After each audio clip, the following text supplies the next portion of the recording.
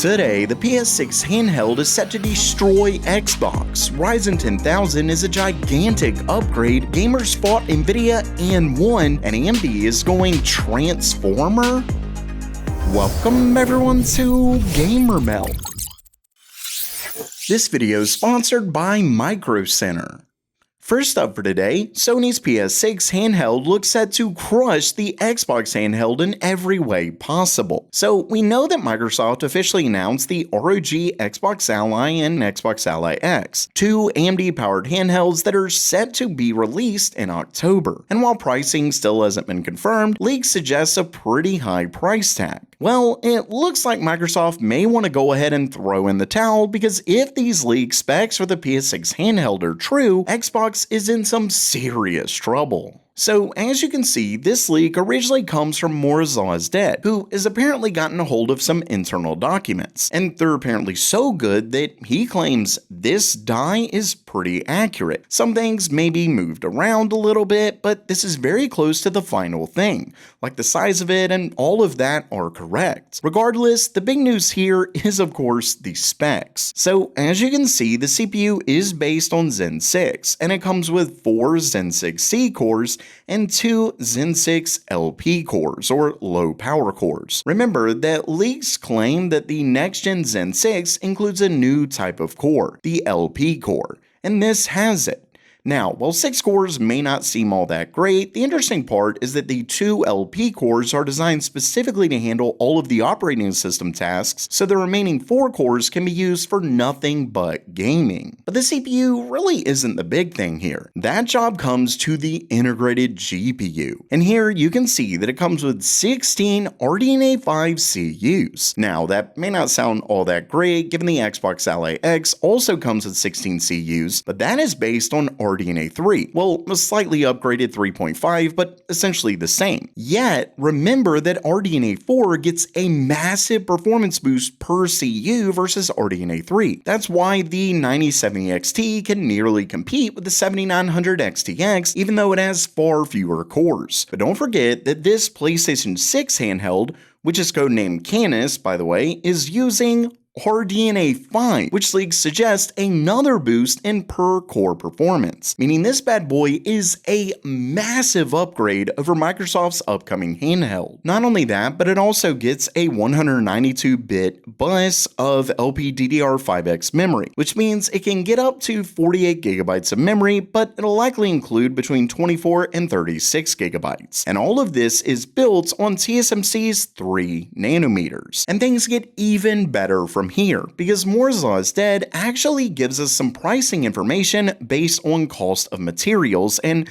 essentially what he believes the MSRP will be. And as you can see, according to this, he believes the PS6 handheld is set to cost between $399 and $499. And like I said, while we still don't have pricing for the Xbox Ally X, rumors point to something like $799 to $899, meaning if this is right, the PS6 handheld would not only be much faster than the Xbox One, but it'll be far cheaper as well. Of course, we have no clue when the PlayStation handheld is coming. I've heard anywhere as late as 2027, so that could make it tough to wait, but still, this is not looking good for Microsoft. But first, it's September, which means there's a massive overstock and clearance sale at Micro Center going on right now. I'm talking great deals on Crucial Memory. The popular NZXT H7 Flow is over 50% off. Corsair's K65 is just $70. I may actually get that one for myself. Plus, there's a ton more deals like these. It really is an awesome sale. And if you still haven't been to your nearest Micro Center, what are you waiting for? Even if it's 2 hours away, it's worth it. I've driven like 5 hours to get to one. They're that awesome. Think of a physical store that you can go to in person that has everything you could want for a PC build at some of the best prices in the industry. That's Micro Center. And if you don't have one near you, they're opening new stores all the time, like their upcoming Phoenix, Arizona store coming soon. If you're in the area, check out my link in the description to get a coupon for a free 128 gig flash drive for when they open. You can't beat that. Check that out and their September overstock down in the description below.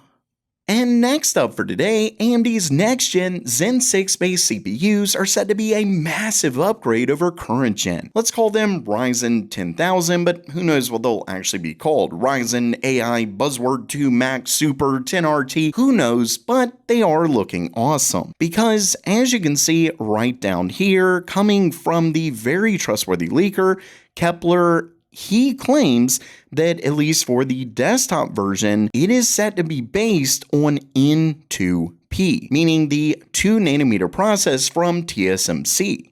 And to kind of give you a visual on this, currently Zen 5 is based on N4P, which means we're going from N4P not just to N3P, but a whole nother node to N2P. So this really is a massive, massive upgrade. And don't forget that we're also talking, finally, more cores. Leaks point to as much as 24 cores in the highest end Ryzen model. So yeah, Zen 6 next gen Ryzen 10,000 definitely looking very exciting.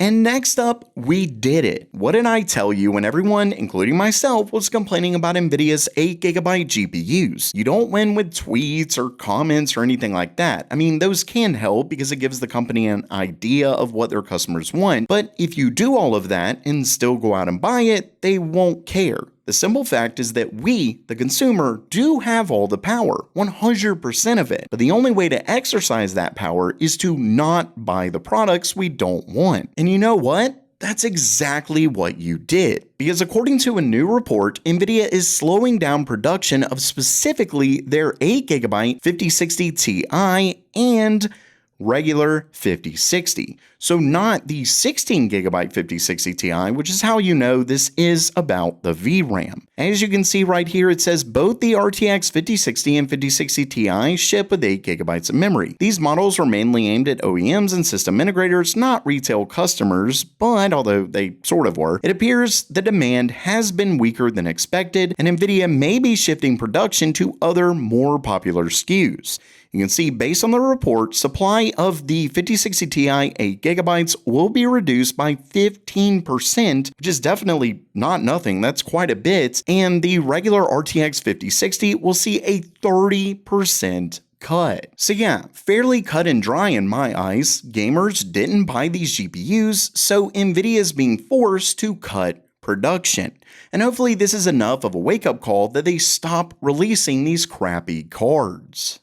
And lastly for today, we have a somewhat funny one, but it also really points to the convergence of two different leakers. So just recently, I covered a leak that showed AMD's next-gen GPUs would come with up to 96 CUs, and that was a bit of a downgrade to Moore's Law's Dead's leak, which claimed far more CUs. But then the brand new update to the 96 CU leak was that each CU comes with double the cores, meaning it actually does have a ton of cores in it, really whichever leaker you look at. Well, according to that leaker, which is the very well-known leaker Kepler, he touched on the code names of next-gen GPUs. But before I get to those actual names, you can see it's AT0 and AT2, which is exactly what Moore's Law's Dead claims were the dies for next-gen. So I think it's clear that both leakers are saying similar things. Either way, the main part about this is what the AT means here. Apparently, AMD is basing these off of transformers. You can see right here that it's Alpha Trion, one of the oldest transformers in the lore, and it represents the entire discrete GPU family.